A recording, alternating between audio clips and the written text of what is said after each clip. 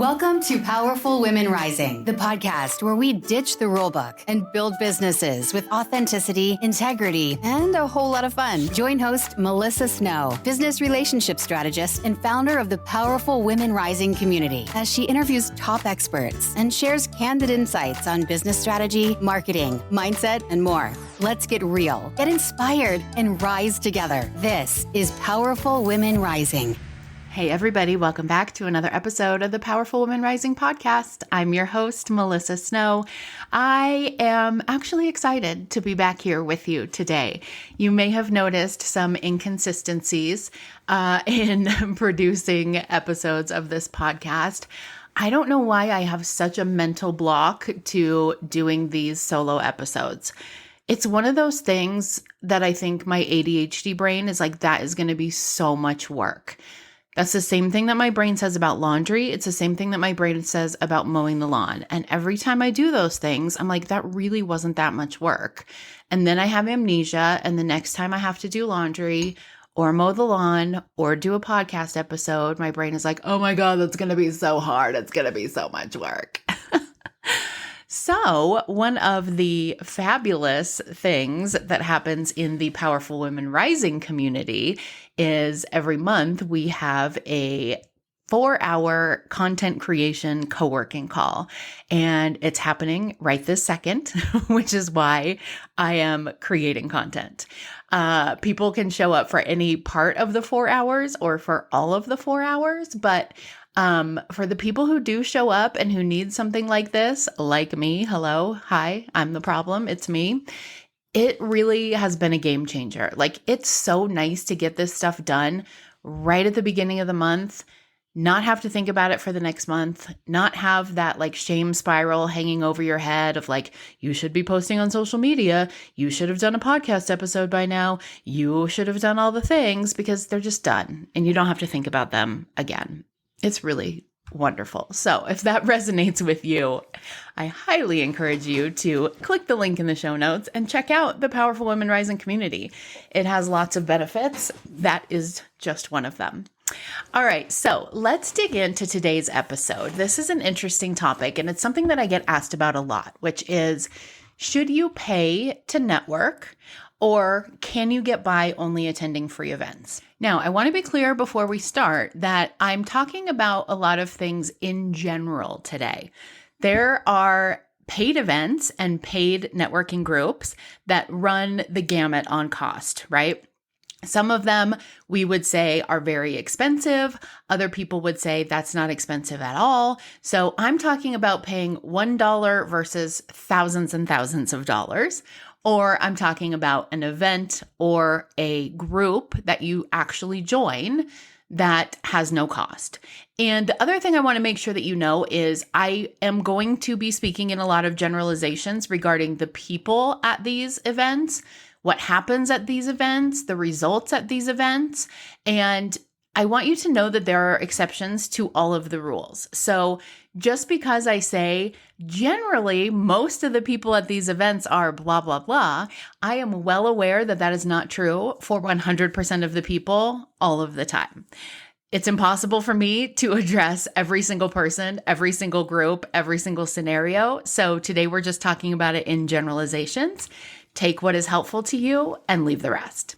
Now, one of the reasons I've been thinking about this topic a lot is because I run a monthly virtual speed networking event for female entrepreneurs. It's freaking awesome. If you've never been, you've got to go to my website and check it out. But when I first started doing these events almost 2 years ago now, they were free. And now they are $5, which is not a huge increase. And I'll tell you a little bit about my thought process with that later on in the episode. But I did decide to increase the price for a couple reasons. What I found at the best quantity, like the highest quantity, the most people who were registering when the event was free, I had about 300 to 350 people registering in a month. Now, you would think that's amazing, right? That's 300, 350 people added to your email list who now know that you exist, who you can communicate with. That's so awesome. It is. And also, I would rather have 100 committed and engaged people on my email list who are actually going to show up to the event than 350 people who are not that engaged and may or may not show up, right? So that was one thing that I realized, and I saw a shift when I started charging $5. I no longer had the people who would register just so they could get the list of attendees and spam them with junk mail. I no longer had the people who would register and show up for 10 minutes, long enough to plug their business and then log out. And the ratio, the percentage of people who were registered versus the number of people who actually showed up grew exponentially. Now that I charge $5 for each event, I would say there's probably about an 80% attendance rate versus about a 35 to 40% attendance rate when it was free. So it's got me thinking a lot about free versus paid events and the benefits and the drawbacks of each. So let's break down some of the myths about free versus paid networking events. And also I'm going to share some of the pros and cons of each as I see them. I am sure there are other pros and cons. I would love to hear your thoughts. If you follow me on Instagram, I would love to chat about this more over on my Instagram. But these are just some of the thoughts that I've come up with. So the first thing that I hear a lot is the people that you will meet are different at free versus paid events. And a lot of times people have the assumption that the people who are attending free events are going to be like less serious, more low caliber, not as successful type of people. And I don't actually think that that's true. As a general rule, I don't think it's true that free events attract lower quality people or connections. I've seen great audiences at free events. I've met some really successful, smart, awesome entrepreneurs at free events. Now, I do think that free events tend to attract more people who are newer to business, right? Because there's a lot less risk. They're not really sure, like, what is this networking thing? Why am I doing it? Do I want to do it? Is this going to be horrible? I'm not ready to commit financially. Let me just show up and see what it's like.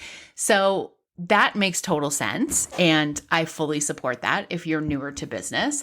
And I also think if you're not newer to business, it's not necessarily a bad thing to be attending these free events where a lot of newer business owners are. We have people in the Powerful Women Rising community who have been in business for 6 months, and we have people who have been in business for 25 years. And it's really interesting to see all of the ways that they support each other and the new things that they learn from each other because they are on such opposite ends of the spectrum. A lot of times when we've been in business for a long time, there are things that we can't see anymore. When we are using industry speak, or I call it life coach word salad, or, those words that we love to use in marketing that real people are like, I don't even know what that is. A lot of times the people who are newer in business are the ones who are like, that doesn't make any sense. I know you think it sounds cool. I don't even know what you're talking about. And that's really helpful. I've also found that people who are 6 months or 25 years in business are still able to refer each other. They're still able to support each other in lots of ways. So it's not necessarily true that you only need to be networking with people who are at your level. In fact, I think the more diversity that you have in your network, the better. I also think that the number of years that people have been in business doesn't really matter as much as whether or not the people understand the true purpose of networking. And I do think, for the most part, the longer you've been in business, the more you understand the real purpose of creating genuine connections versus just passing out your business card and creating these transactional relationships. So you want to be where the people who value connection over competition are hanging out. You want to go where the people who understand the power of the slow burn of genuine relationships versus quick wins through those transactional relationships. And I think generally those are the people who are willing to invest to build their business. And yes, I'm talking about investing money by joining a paid group or attending a free event, but I'm also talking about people who are willing to invest time, energy, effort, etc. And I find that the two often go hand in hand. You don't usually find someone who's willing to invest money, but not willing to invest the time and energy that it takes to do something with it. And it makes sense, right? If someone is not even willing to invest $300 a year to join a networking group to support their own business, how much are they really going to be willing to invest to support my business? The other thing that I've noticed with the type or quality of people who attend free versus paid events is that free events tend to be more of a revolving door of people. You're meeting new people every time you go, as opposed to consistently networking with the same group of people over and over again. Now, that isn't all bad because it allows you to meet a lot of different people, but it can be harder to make deeper connections, and it can make following up with everyone you want to very difficult. I think of it like if you are meeting new people every week, you are able to give them each a nickel, right? But if you are networking with the same people every week and you're giving each of them a nickel, over 5 weeks, you've now given them a quarter. That analogy made so much sense in my brain, and I still think it's a really good one, but I can hear it playing back to you guys, and you're like, that makes no sense. But you've now invested a quarter in a person as opposed to investing a nickel in a whole bunch of people. That makes sense, right? Yeah. See, I asked my dog and she said yes.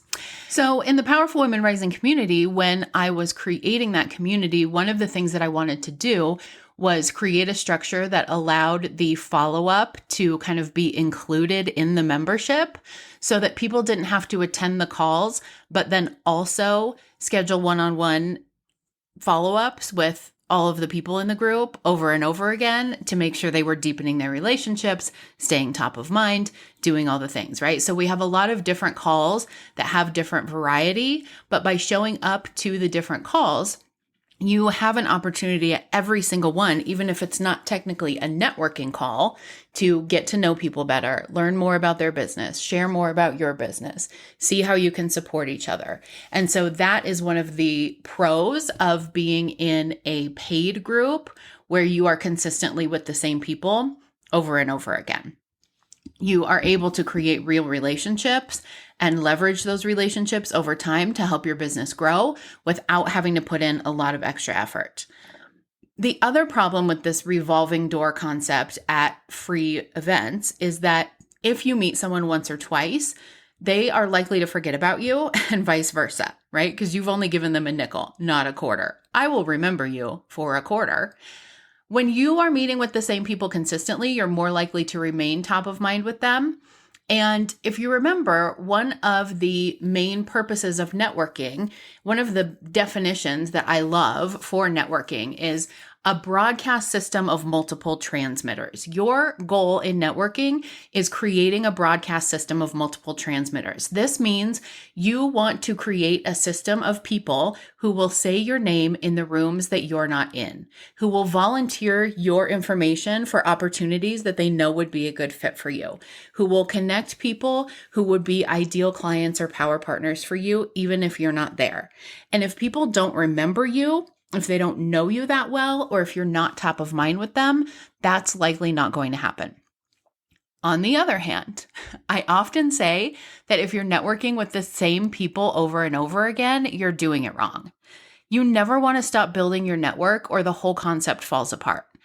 Because, for example, if I have 10 people in my network, that is 10 people I can share your message, your business, your vision, your mission with. If I only ever have those 10 people in my network, the people that I can share your stuff with is very limited. But if I am consistently adding 1, 2, 3 new people month after month after month, my network is growing, which means your network is also growing and vice versa, right? So if you're in a group where the doors are only open 1 to 2 times per year, if they only take new people once or twice a year, you run the risk of your network becoming stagnant and stale. That is likely never going to happen attending free events because you've almost always, if it's a good event, got new people coming in to check it out. So that said, one of the biggest challenges that I see with free events is the lack of commitment, which often leads to a high no-show rate and a lower level engagement. I mentioned this when I was talking about the Powerful Women Rising virtual speed networking events. I had a lot of people sign up, but not a lot of people attending. And when people were attending, they weren't always as focused and engaged as they could be. So in general, people tend to take things that they've paid for more seriously. If you've paid $50,000 to be somewhere, you're going to do everything in your power to be there, right? If you've paid $1 for something, it's going to be much easier to blow it off. I just went to Aspen this past weekend, over Labor Day weekend. That was a couple weekends ago. I don't know. I have no concept of time. And we had booked our hotel. We'd bought our tickets for this music festival a year ago. But my husband ended up having COVID and couldn't go. And we were able to sell our tickets to the music festival, but the hotel room was non-refundable. And we'd paid like $1,000 to stay at that hotel for 3 nights. And so I'm like, listen, I don't have tickets to the music festival anymore, but I am going and I am hanging out in that $1,000 hotel room for 3 nights. And that's exactly what I did. Took my sister with me. We sat in there and colored on our coloring books. We watched Worst Ex Ever, 4 episodes of it on Netflix. We ordered room service. We went to the hot tub. We did the things. We walked around. If I had only paid $1 for that hotel room, I probably would not have gone, right? That's much easier to just be like, yeah, I'm not going. At the same time, if you have paid $50,000 to be somewhere, you are likely going to be ready to rock. You are going to be engaged. You're going to be listening. You're going to be asking questions from the start because you want to get your money's worth out of the event. If you've paid $1, it's much easier to like half listen or listen while you're also doing something on your computer or listen with your with your video off or whatever it is, right? So I do find that the commitment and the engagement tends to be higher with paid events rather than free events. I also think that when you pay for something, you usually value it more. And I don't necessarily mean like the event or the group and how much you value it, but how much you value the connections that you make there. And that is going to make a difference on how you show up for those connections and what happens after the call and vice versa for the people that you meet. I found with the Powerful Women Rising virtual speed networking events that charging just $5 for each event has weeded out the tire kickers and really attracted people who are serious about growing their business and who value the connections that they are making and treat those relationships accordingly.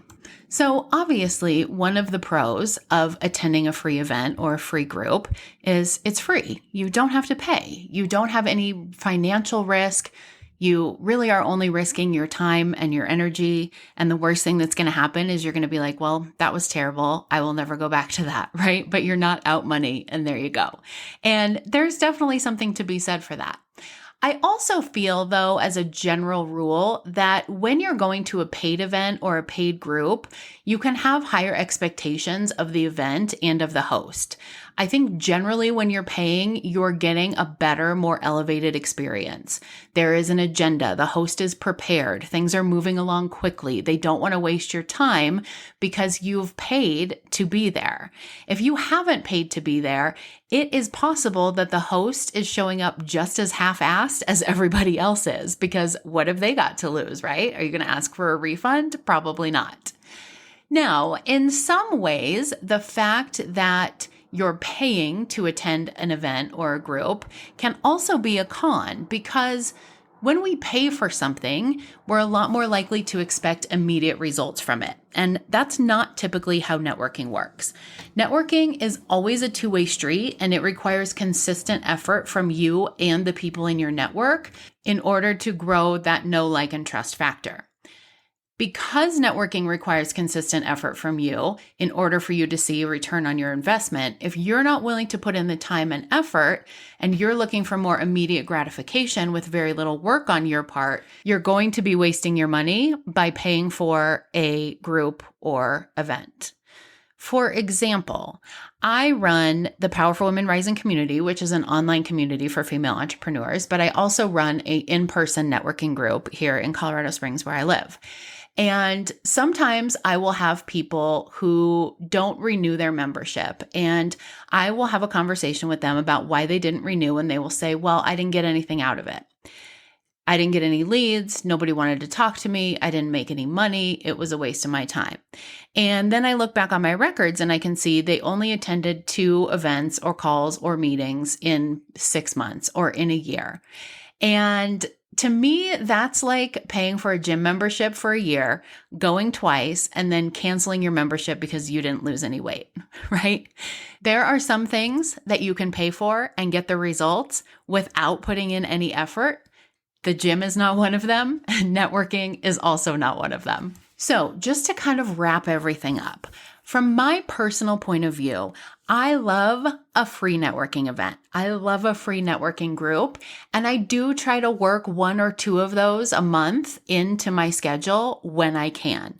But for me, the bread and butter of my business comes from being a part of paid networking groups or going to networking events where you have to pay to be there. And as I mentioned, I find that at paid events, you're more likely to meet people who are aligned with your goals and values. They're not just random people looking for free advice or to pitch you on something. They're not the people that are going to ask if you want to do a trade for your service or product. They are serious entrepreneurs who know the value of building real relationships. I also find that the commitment level tends to be higher at paid events and in paid groups. Those people are there with intention. They've put money down, so they're going to show up, they're going to stay engaged, and they're going to follow through, which is going to lead to deeper, more meaningful connections, which, let's be real, is the whole point of networking. I also find that many paid events offer a more curated experience. There are specific themes. There are expert speakers who are actually worth listening to, or structured activities that help you get the most out of your time. So you're not just wandering around drinking wine, hoping someone starts a conversation with you and hoping that that person is actually interested or interesting, I should say. There is a plan and it's designed to help you succeed. And finally, I find that since the attendees are generally more serious about business, the follow-up game is usually much better. You'll find that people are more likely to reach out afterward, set up one-on-ones, and actually follow through on what they said they were going to do. This is where the magic happens: relationships that lead to collaborations, referrals, and more business. So, how does all of this tie back to our Powerful Women Rising virtual speed networking event, which, by the way, is just in a couple days, if you're listening to this on the day it comes out? Since we started charging $5 a session, I have noticed a huge improvement in the quality of connections being made. People come prepared.